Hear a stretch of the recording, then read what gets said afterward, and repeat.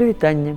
Слухаем казку Эльгі Паповай пра акно, якое глядзела ў космас.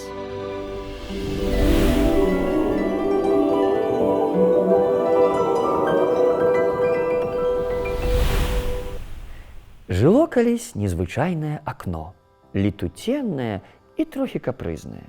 У той час, калі ўсе вокны вялікага 12-павярховага дому глядзелі куды трэба, на двор, парк і вуліцу, гэтае глядзела ў космас. Акно было рамантыкам. Навошта, думала яно, глядзець на такія штодзённыя рэчы, як дарогі, машыны і арэлі, калі можна глядзець на зоркі? Такой жыццёвай філасофіі яно прытрымлівалася. У гаспадыні акна, цёткі Машы, была іншая жыццёвая філасофія. Вяртаючыся з працы, цётка Маша прадчувала, як усеўшыся з кубачкам кавы ля акна, будзе пранікацца жыццём двара, але даводзілася пранікацца жыццём космасу. Замест таго, каб глядзець на тое, як цётка Света развешвае бялізну, куды дзядзька Паша паркуе машыну, дзе гуляюць унукі бабы Глашы і хто лузгае семкі ля пад'езду, яна была змушаная глядзець на далёкія планеты, каметы, чорныя дзіркі і выбухі свышновых зорак. Цётка Маша спрабавала спрачацца з акном, але хіба акно пераспрачаеш? Яна купляла розныя сродкі для мыцця вокнаў, шкло блішчала, але ні містер Пропер, ні містер Мускул не былі здольныя даць рады чарноце космасу за імі. Тады цётка Маша ў раздражненні пачынала аддраіваць зоркі, да якіх магла дацягнуцца. Зоркі пачыналі ззяць з патройнай сілаю, але гаспадыня толькі змрачнела. Цётка Маша прыводзіла ў прыклад свайму акну выхаваныя суседскія вокны. «Вось, у спадарыні Святланы, — казала цётка Маша, — акно глядзіць на прыпынак, а ў Сяргея з 12-й кватэры на куст бэзу». «І што?» — адказвала акно. «Табе цікава вытрэшчвацца на тралейбусы і кусты?» «А чаму б і не?» — апраўдвалася цётка Маша. «Зусім не абавязкова глядзець проста на дарогу. На бэз хаця б, ён так пахне, так пахне». Акно толькі чмыхала і адварочвалася. Але ўсё ж такі акно было спагадлівым. І аднойчы, прыйшоўшы дадому з працы, цётка Маша ахнула. За ейным акном разгортвалася неймавернай прыгажосці бэзавая галактыка. «Хіба яна горшая за куст бэзу?» — спытала акно. «Яна вельмі прыгожая», — адказала цётка Маша.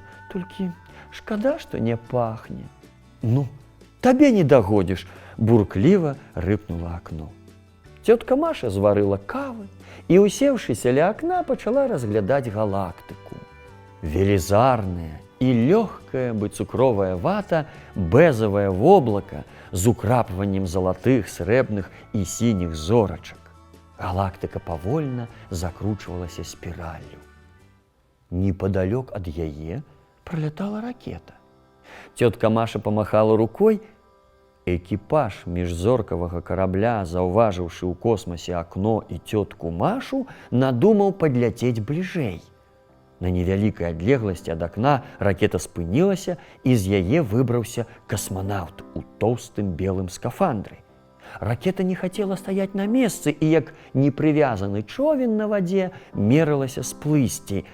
Цётка Маша збегала ў купальню і зняла са сцяны бялізнавы шнур, на якім сохлі папраныя рэчы. Адзін канец шнура яна прывязала да ножкі стала поруч з акном, а другі кінула касманаўту. Той злавіў шнур і завязаў вузел на ракеце.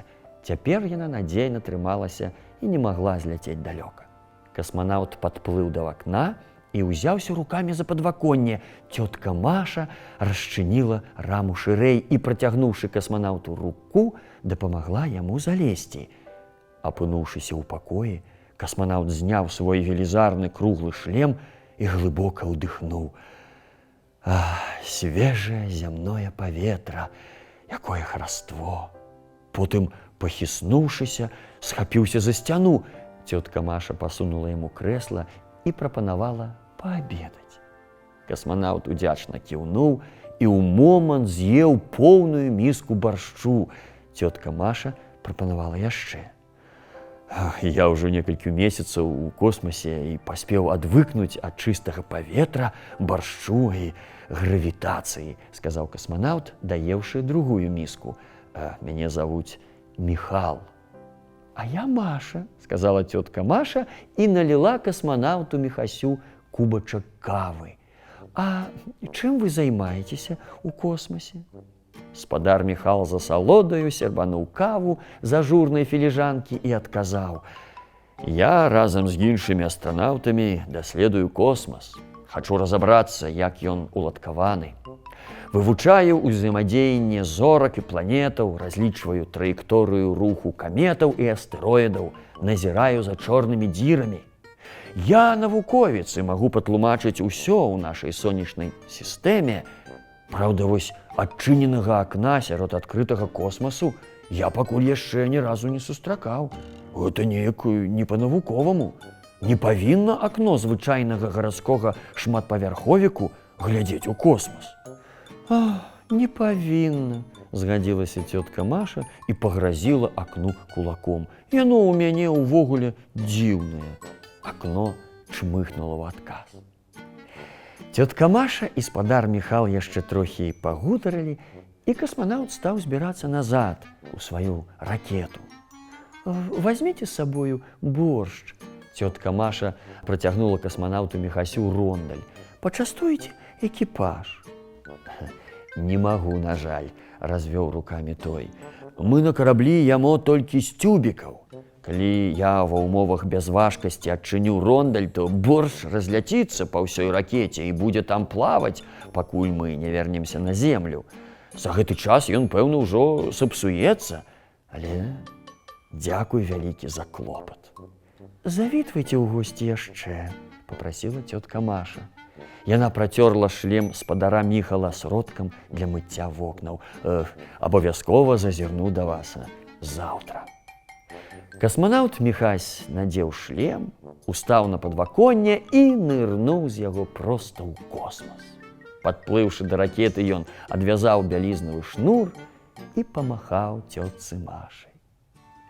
Цётка Маша праводзіла позіркам ракету, пакуль тая не знікла. А на наступны дзень касманаўт Міхась прыляцеў ізноў.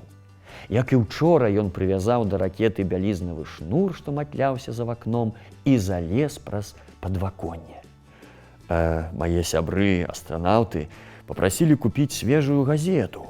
Ім вельмі хочацца ведаць, што адбываецца на зямлі, пакуль мы плаваем у космасе».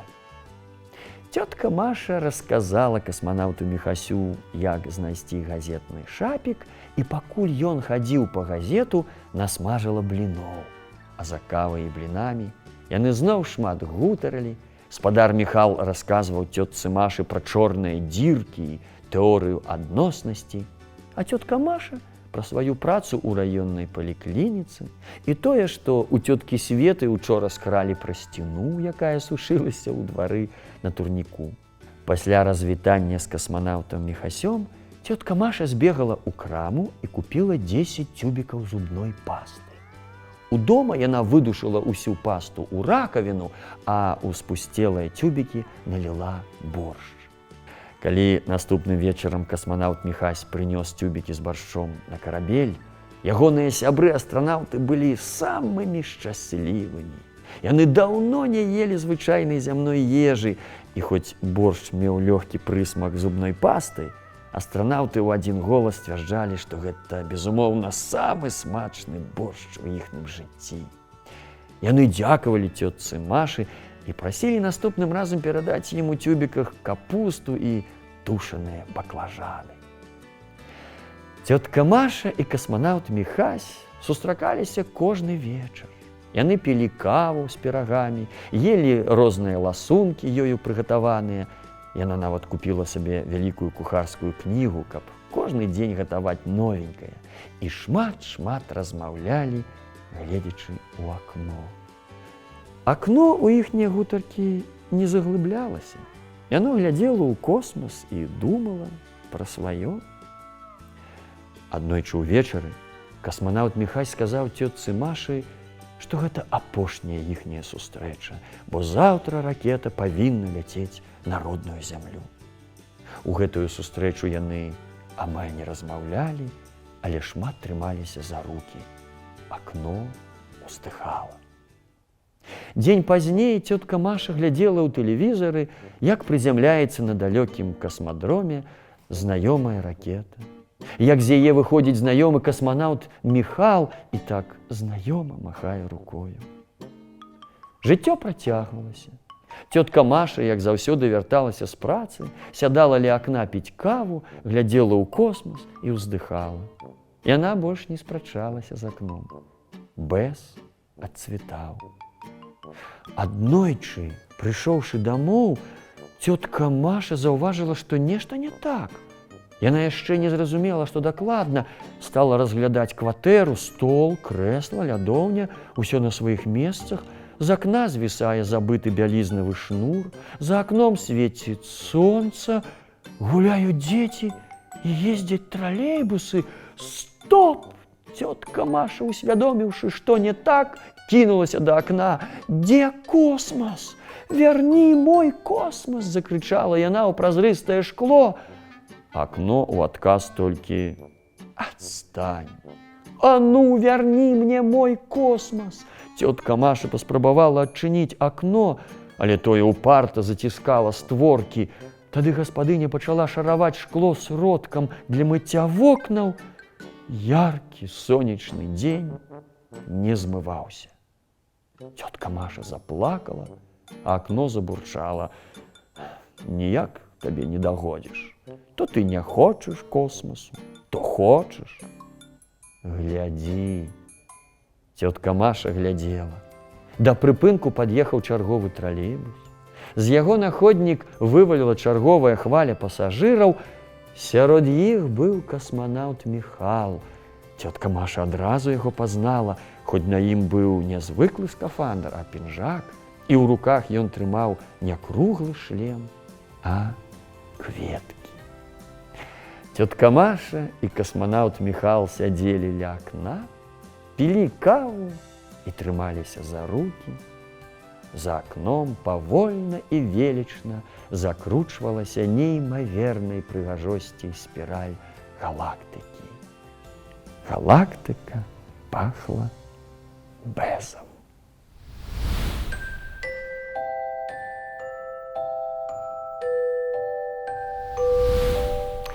Ну вось, пра што гэта казка?